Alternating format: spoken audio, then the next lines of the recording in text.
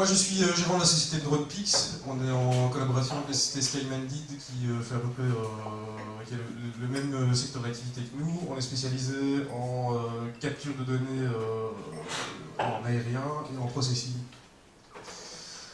Alors aujourd'hui, des drones, il y en a de toutes les formes, de toutes les couleurs. Il y a du drone jouet qui tient dans la main, jusqu'au ce type de machine qui soulève quelques kilos, jusqu'à des machines qui pèsent plusieurs tonnes. On les utilise en fonction des besoins. Il y en a à voilure, à voilure fixe, donc c'est des petits avions qui vont de quelques centimètres de large à plusieurs mètres d'envergure, ou à voilure rotative, donc qu'on appelle multirotor, et ce sont des plateformes simplement mini-moteurs avec des hélices qui permettent d'élever un capteur quelconque dans les airs. Alors nous on utilise plus particulièrement ces deux modèles-là. Donc c'est l'appareil qui est là sur la table, qui permet d'embarquer environ 4-5 kg de matériel en plus de son propre poids.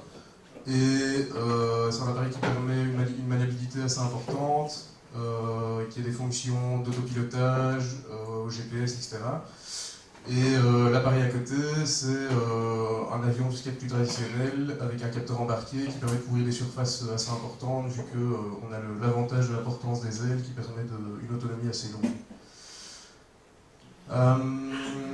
Pour ceux qui ne savent pas comment marche un drone, parce que c'est pas toujours évident, donc en fait, le principe du multirotor, c'est très simple, c'est une plateforme équilibrée dans laquelle on va placer toute une série d'appareils, dont le contrôleur de vol, qui est une espèce de petit ordinateur qui va réceptionner les informations d'une centrale inertielle, donc c'est la petite boîte là qui est ici, qui fait quelques centimètres, qui contient des capteurs d'accélération, des capteurs d'assiette, un baromètre, ce genre de choses, qui sont envoyés au contrôleur avec les données d'un GPS. Ici sur cet appareil, c'est une station GNSS qui reçoit les informations GPS et GLONASS. Donc GLONASS, c'est un système russe de géolocalisation qui permet d'avoir une précision assez importante au niveau du positionnement de l'appareil.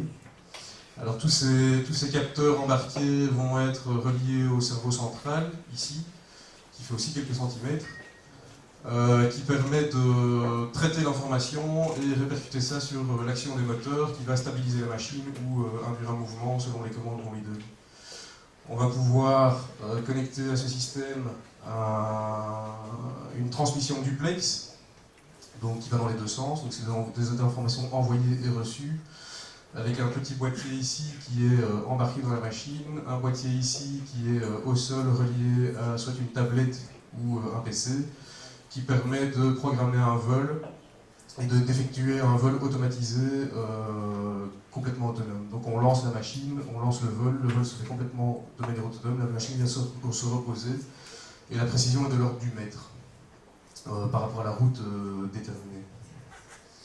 Alors tout ça c'est très bien, parce que on va pouvoir, avec des outils déterminés en fonction du travail qu'on veut effectuer, en fonction des qualités optiques et des contraintes optiques du matériel embarqué, on va pouvoir déterminer nos routes, et certains logiciels d'autopilote peuvent calculer les itinéraires pour vous donnent des outils en tout cas pour le faire.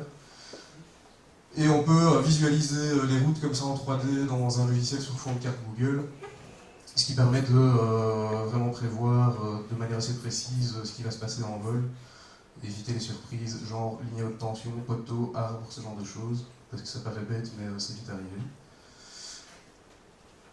Alors aujourd'hui, le drone est quand même utilisé, on va dire à 90%, peut-être maintenant 80%, dans les applications audiovisuelles, donc tout ce qui est pub, télé, cinéma, etc. Mais de plus en plus, on va partir sur de l'utilisation de captage de données ou d'assistance technique. Donc par assistance technique, j'entends des drones programmés pour tresser un pont de singe ou pour fabriquer un appareil, un système de transport, etc. Je ne sais pas si vous avez déjà vu ça, donc c'est sorti récemment, un drone équipé avec une bobine de fil. Les deux drones vont collaborer entre eux pour tresser un pont entre deux points, sur lequel après on va pouvoir se déplacer sans problème. c'est vraiment de l'assistance technique, ça peut être aussi du défibrillateur embarqué pour du sauvetage, ça peut être des bouées embarquées pour faire du sauvetage en mer efficace. Donc j'entends par là l'assistance technique dans le sens large, et l'acquisition de données qui est quand même le secteur qui va exploser. C'est vraiment l'attrait du drone, c'est de pouvoir offrir un nouveau point de vue au capteur. Puisqu'en fait le drone finalement c'est jamais qu'un appareil volant, c'est comme un pied caméra, il y a juste qui vole et après on met ce qu'on veut dessus. On peut prendre du coup des photos, mais on peut prendre beaucoup d'autres informations en fonction du capteur qu'on va installer. On peut faire de la topographie, de la thermographie, de la prise de vue multispectrale, donc c'est pour l'analyse du végétal, du sol. On va pouvoir faire de la mesure de qualité de l'air, la météo, la toxicité de l'air, la radioactivité. Un peu tout ce qu'on veut en fait finalement, il suffit de placer le capteur dont on a besoin. Alors principalement nous on utilise les capteurs qui sont là, donc c'est l'appareil photo traditionnel pour faire tout ce qui est topographie, etc. Avec le principe photogrammétrique, j'expliquerai juste après comment ça se passe. On peut embarquer une caméra thermique qui permet d'enregistrer des informations radiométriques d'un objet ou du sol. L'avantage c'est que par post-traitement informatique, on va pouvoir retraiter ces informations pour en ressortir vraiment l'essence. Et du coup, je vous montrerai les résultats ensuite après, c'est assez intéressant. On peut placer le capteur qui est ici. Donc ça c'est un capteur multispectral, donc c'est une caméra tout à fait traditionnelle, mais au lieu d'enregistrer des fréquences de lumière qui correspondent à la lumière visible, donc, comme un appareil photo traditionnel, ben on va enregistrer des images qui captent la lumière de l'infrarouge et l'ultraviolet. Par mélange de bandes de couleurs, en fonction d'une bande de fréquence donnée, par mélange de couleurs, on va pouvoir faire ressortir le taux de chlorophylle, le taux d'azote, le taux de salinité, le taux d'humidité du sol, des plantes, etc. Donc c'est quand même un avantage très intéressant au niveau agriculture et exploitation forestière. Et alors on a ici le laser simple, donc c'est un type LIDAR qu'on va embarquer sur la machine, qui permet de faire la topographie au laser simplement. C'est une technique tout à fait traditionnelle. Et puis il y a tous les autres capteurs, puisqu'en fait finalement il suffit d'avoir un capteur quelconque. Bon là le petit composant électronique c'est un capteur de pollution. Alors après il faut simplement développer un système d'acquisition des données qui va permettre de stocker sur un support quelconque, ou une transmission qui va permettre d'envoyer les données en temps réel. Tout ça connecté avec une station GNSS embarquée. Donc station GNSS c'est qui prend en compte plusieurs constellations de géolocalisation pour avoir une donnée assez précise sur son positionnement, avec un taux de rafraîchissement assez élevé pour pouvoir permettre d'avoir des données précises sur tout un trajet donné. Et à partir du moment où ces données, les données captées sont taguées par une information de géolocalisation, ben on peut à peu près traiter tout ce qu'on veut, l'afficher sous forme d'image, de graphique, tout ça est possible à partir du moment où ces composants sont rassemblés. Donc en fait, ça laisse la porte ouverte à la captation de n'importe quelle donnée.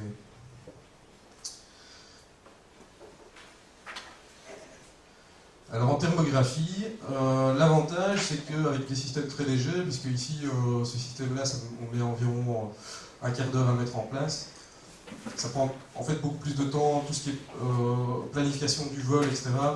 Sur le terrain, ça va très très vite, c'est très efficace. Et on va pouvoir, par exemple, avec une caméra thermique adaptée, faire du relevé d'une ville entière en quelques heures et pouvoir avoir une image des déperditions thermiques sur une très grande zone.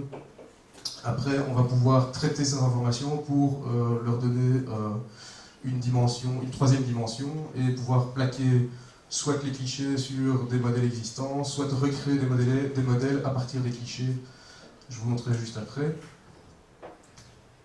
Donc ici, c'est 30 hectares de terri qui ont été relevés en un peu moins de 30 minutes, en 3 vols. Ça représente à peu près 800 clichés thermiques qui ont été rassemblés dans un logiciel de modélisation 3D qui utilise le principe de photogrammétrie pour recomposer les 3 dimensions. L'avantage dans ce système, c'est qu'on va pouvoir visualiser des centaines de clichés dans un seul objet en 3D, avec une très haute résolution. Et le type de caméra qu'on utilise, donc c'est ce qui tourne là, en fait, c'est la vidéo qui a permis de recréer ce modèle. Et en fait, c'est simplement une caméra qui enregistre des données radiométriques. Donc elle crée une vidéo dont les pixels ne contiennent pas d'informations de couleur ou de lumière, ils contiennent une information de température. L'avantage, c'est qu'ensuite, par post-traitement, on va pouvoir faire ressortir par contraste l'information qu'on veut exactement visualiser, sortir des clichés de la vidéo en photo, et à partir de ces photos, recréer de la 3D. Alors une fois que ces clichés sont normalisés en 3D, on va les géolocaliser avec une 4 GPS traditionnelle, avec des points qui sont bien perceptibles dans le modèle et dans la réalité, et pouvoir positionner ce modèle dans un référentiel celui Lambert ou autre.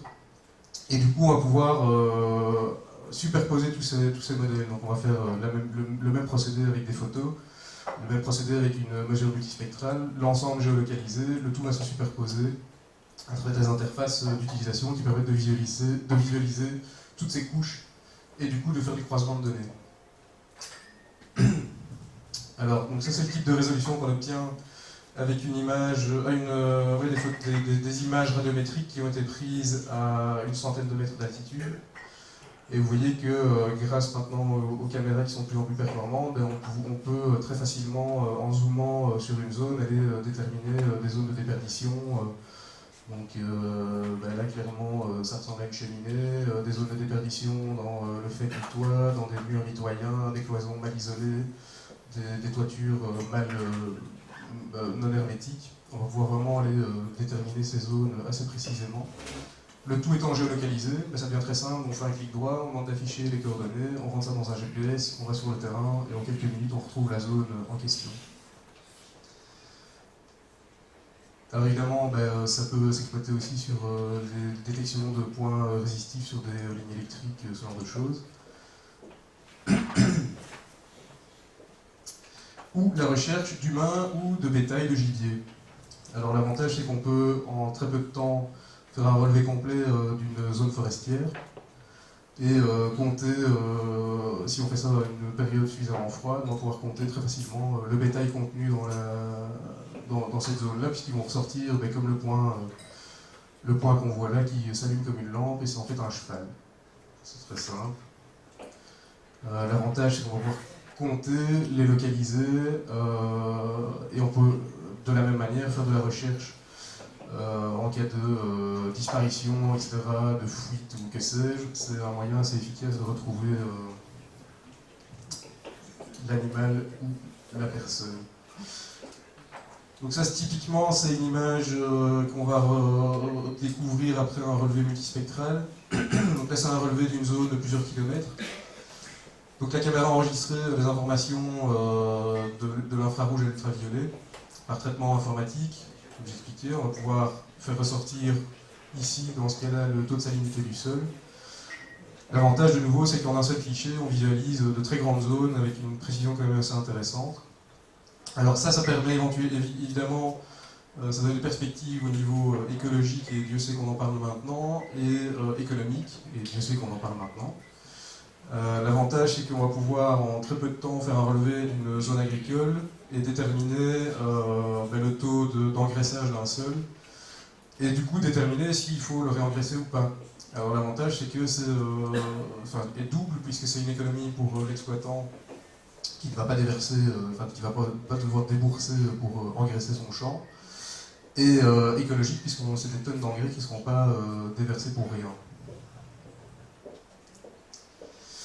À travers le multispectral, on va pouvoir également faire une étude du végétal, puisque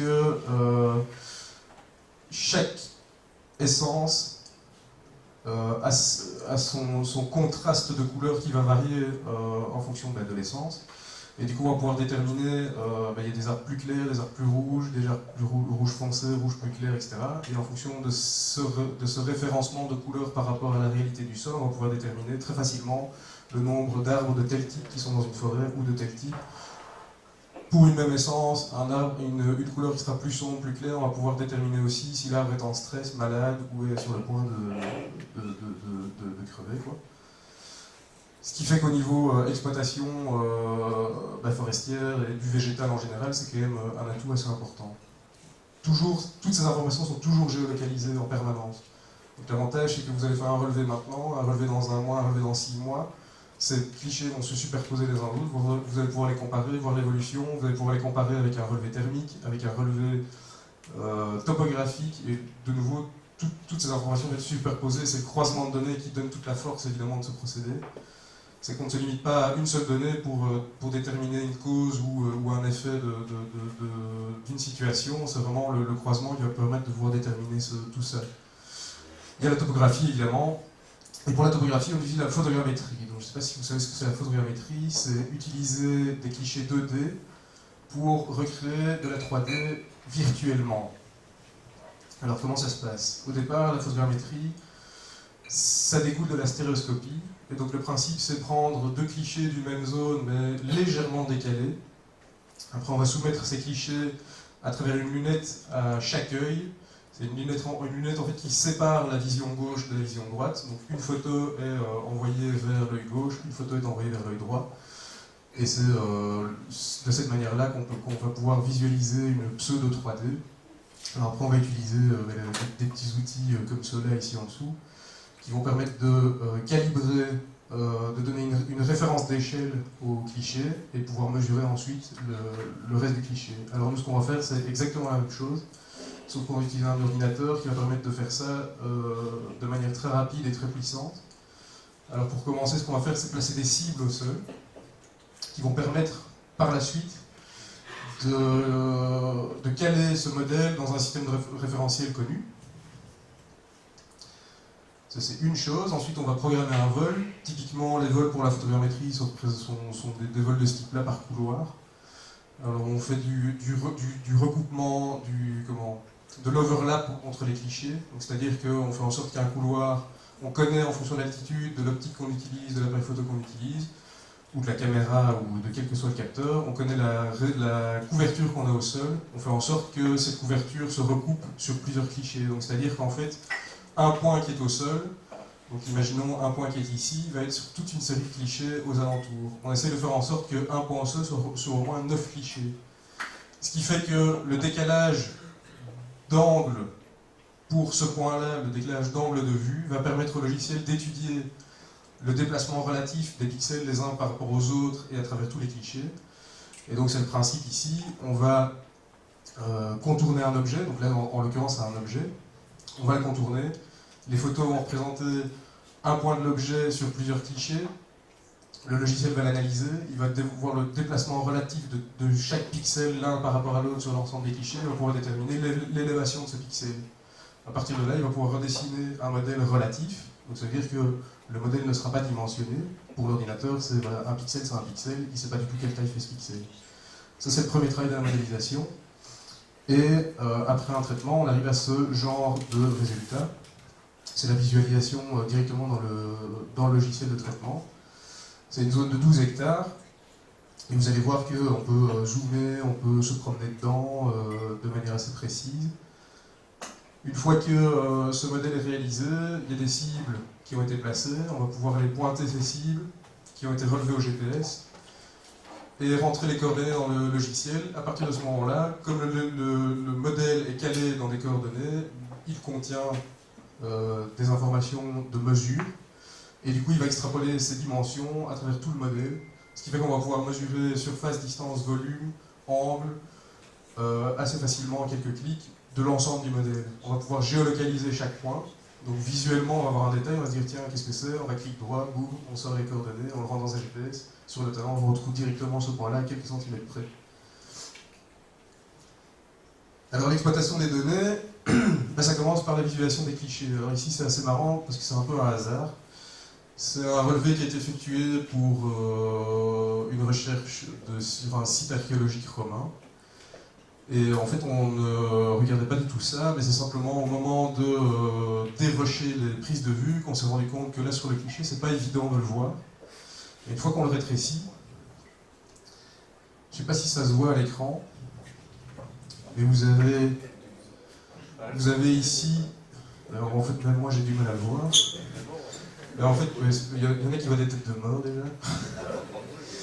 Et donc en fait, vous voyez ici une espèce de courbe, avec ici un espèce de cercle. Alors c'est tout à fait un hasard, hein. C'est vraiment en dérochant les clichés dans un logiciel de traitement d'image, avec les miniatures, on s'est dit tiens c'est bizarre, cette forme revient dans tous les clichés, qu'est-ce que c'est que ce truc? Et puis on s'est rendu compte qu'en superposant, on pouvait observer, là j'ai détouré en rouge les formes qui ont été repérées. Et donc simplement par bêtement une analyse d'un cliché brut, on va déjà pouvoir déterminer une zone potentielle à observer. Alors maintenant il va falloir aller observer sur le terrain, aller creuser avec des pelles pour voir si effectivement il y a des fondations ou quoi que ce soit en dessous. Mais c'est assez intéressant déjà de voir le potentiel d'une simple image. Je l'ai fait 2-3 fois, comme ça ceux qui ne voient pas le voient.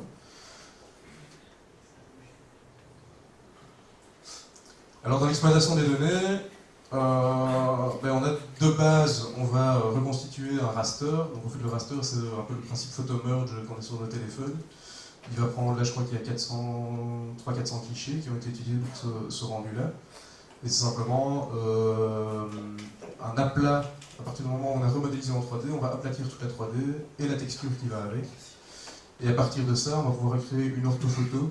Donc c'est une photo qui est orthographique, qui est redressée dans ses perspectives, et qui va afficher un aplat parfait de la zone complète, de nouveau géolocalisé, et avec une très haute résolution. Donc le petit carré que vous voyez rouge ici, en fait, si on met l'image à 100%, on obtient ce genre de détail aussi. Donc c'est assez intéressant au niveau visualisation, c'est assez puissant. Alors à partir de ce modèle, on va pouvoir extraire un modèle numérique de terrain. Alors il a été coloré, de base ils sont en noir et blanc, mais peu importe, ce sont des pixels en fait, c'est une image qui contient des pixels, mais chaque pixel contient 3 informations, les coordonnées GPS, et donc longitude, latitude et l'élévation. Alors à partir de ça, ce fichier en fait c'est un fichier 3D mais aplati en 2D finalement. À partir de là, on va pouvoir extraire les courbes de niveau.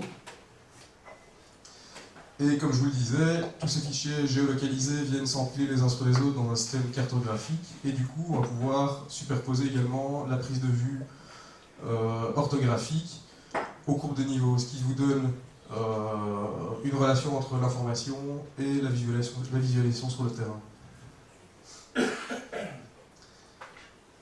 Alors, je vous parlais des mesures. À partir du moment où on a rentré dans le système, on a pris des points de référence. Donc ici, c'est cette ligne rouge est le point de référence, enfin, la dimension de référence. On va rentrer dans le logiciel, on va dire de ce point-là à ce point-là, il y a 32,50 m. Et puis après, on va pouvoir aller pointer n'importe quel point, tracer la ligne entre ces points et demander qu'il estime, par rapport à cette référence qu'on lui a donnée, qu'il estime la dimension des autres points. C'est assez intéressant évidemment puisqu'il faut que le rendu est fait, on obtient le dimensionnement d'un ensemble très complexe en quelques clics, quoi. Alors après ces modèles peuvent être sortis dans pratiquement tous les formats de traitement de logiciels cartographiques, de nuages de points, de logiciels CAD, quel qu'il soit. On va pouvoir donc mesurer les distances, les surfaces, il suffit d'aller détourer une zone, on lui demande de calculer la surface. Donc de nouveau, c'est une opération qui prend 3 clics. Et les volumes, donc là le château de la Hulpe fait 9169 m3. De nouveau, pareil, on va détourer l'objet dont on veut connaître le volume, on lui demande de fermer ce volume et d'en calculer la contenance. On va pouvoir calculer des angles et des pentes très facilement. On peut exporter ça en fichier PDF 3D. Et dans les logiciels qui gèrent le PDF 3D, il y a des outils de mesure. Donc si le modèle est géoréférencé, dimensionné, on va pouvoir directement calculer des informations directement dans un bête afficheur PDF. On va pouvoir faire des plans de section, ce qui est assez facile également pour aller redessiner les plans. On va pouvoir classifier les points, donc ça veut dire qu'on va pouvoir, de manière plus ou moins automatique, sur un modèle donné, extraire la végétation du sol, créer plusieurs calques et pouvoir faire du traitement différent sur ces éléments. Alors, simplement, pour que ce soit plus évident, parce que sur des fichiers photos, c'est toujours un peu abstrait. Donc ici, c'est le principe de, je ne sais pas où j'en suis dans ça va. Ça c'est la thermographie, donc le modèle que je vous ai montré dans Google juste avant. Et donc en fait ce sont ici les clichés qui ont été pris, extraits de la vidéo qui tourne là. Et donc simplement on a extrait un fichier TIFF toutes les secondes je crois. Et simplement on a ces points qui sont... donc un point au sol est effectivement sur une multitude de clichés. Le logiciel va analyser l'ensemble de ces points pour recréer une élévation. À partir du moment où il a fait son petit calcul, on obtient ce genre de modèle qui permet de visualiser l'ensemble, donc je ne vous mens pas, il y en a 848 clichés. Visualiser les 848 clichés dans un seul modèle 3D géolocalisé. Et donc l'avantage, c'est que vous allez pouvoir zoomer à un endroit particulier. Sur une anomalie que vous allez détecter, donc par exemple ici c'est un terri, le but de la manœuvre c'est de savoir s'il est encore en combustion. Je confirme, il est en combustion. En fait, ils ont en 1935 désaffecté le terri, ils ont recouvert de 2 mètres de terre l'ensemble pour l'étouffer, sauf qu'ils ne l'ont pas fait sur le dessus, ce qui fait que la chaleur remonte à travers l'ensemble des fissures du terri et vient ressortir par ces points-là. Alors ce qui est intéressant évidemment, c'est de venir intégrer ça dans Google et du coup de visualiser ça, mais sur... donc c'est ce que je vous disais, on va empiler les couches.